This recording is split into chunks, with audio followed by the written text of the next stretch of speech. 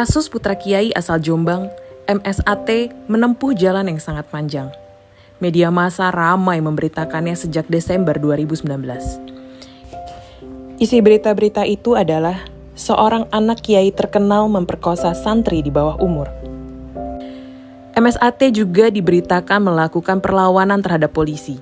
Bahkan dikabarkan dia selalu mangkir dari panggilan penyidikan. LSM yang mengklaim peduli kaum perempuan dan korban kejahatan seksual, Aliansi Kota Santri Melawan Kekerasan Seksual, dan Women Crisis Center Jombang kerap turun ke jalan mendesak kepolisian agar MSAT segera ditangkap dan dijebloskan ke penjara. Di sisi lain, pihak MSAT mengklaim bahwa kasus yang dituduhkan itu fitnah.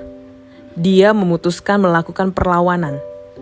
2 kali MSAT kalah pra-peradilan. Namun dia menolak dilimpahkan ke kejaksaan meski perkaranya sudah dinyatakan P21. Menurut penasihat hukumnya, MSAT menolak karena merasa diperlakukan tidak adil sejak awal perkara ini diproses.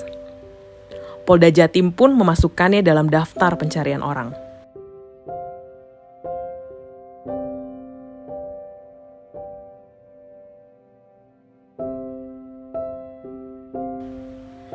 Penolakan MSAT membuat polisi mengambil langkah yang sangat berani. Pada 7 Juli 2022, ratusan personil dari Polda Jatim, Brimob, dan Polres Jombang mendatangi dan memaksa masuk ke pesantren Sidikiyah Ploso Jombang dengan tujuan menangkap MSAT untuk dilimpahkan ke kejaksaan. Namun yang dicari tidak ditemukan. Pada 8 Juli dini hari, MSAT menyerahkan diri ke Polda Jatim diantar langsung oleh ayahnya, Kiai Mohtar Mukti. Perkara mulai disidang pada 18 Juli 2022. Selama sidang berlangsung, tim penasehat hukum MSAT mengklaim mendapati banyak kejanggalan dalam kasus klien mereka. Tak henti-hentinya Gede Pasek Suardika, penasehat hukum MSAT mengkampanyekan kejanggalan-kejanggalan itu di media. Dia berani menyatakan jika apa yang dituduhkan media massa kepada MSAT sejak tahun itu adalah rekayasa. Setelah 2,5 tahun, barang ini diumumkan kemudian oleh Pak Niko yang hari ini udah dicopot itu. Bahwa ketika proses dari polisian ke kejaksaan ada 5 korban. Disebutkan tuh. Tapi muncul dalam dakwaan tinggal 1. Peristiwa pertama ketika wawancara. Nah, ini juga udah kita ungkap kejanggalan yang di 70 itu. 70 kejanggalan. Contohnya gini, dia diwawancari jam 7. Malam maksudnya? Pagi. Diperkosa jam 11. Siang, ya 11 menuju siang.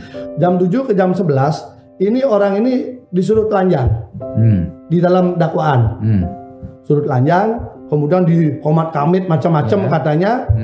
Jam 11 baru kemudian disuruh masuk kamar. Pertanyaannya, sekian jam orang telanjang tidak diapa-apain, masuk nggak ranah pemerkosaan? Dari melapor nggak pernah diperiksa. Biasanya kan begini, kalau di dalam kepolisian itu ada Dumas, pengaduan masyarakat, diklarifikasi, kalau memenuhi syarat dinaikkan jadi LP, kemudian penyelidikan dimulai, penyelidikan pun diperiksa dulu sebagai saksi. Ini nggak ada, semua tidak ada, langsung tersangka. MSAT dituntut 16 tahun penjara oleh jaksa penuntut umum karena dinilai terbukti melakukan pemerkosaan. 3 dari pasal 65 sehingga totalnya menjadi 16 tahun. Sadis. Perkara rencananya diputus pada 17 November 2022. Kita akan lihat apakah palu hakim benar-benar mengetuk bunyi keadilan.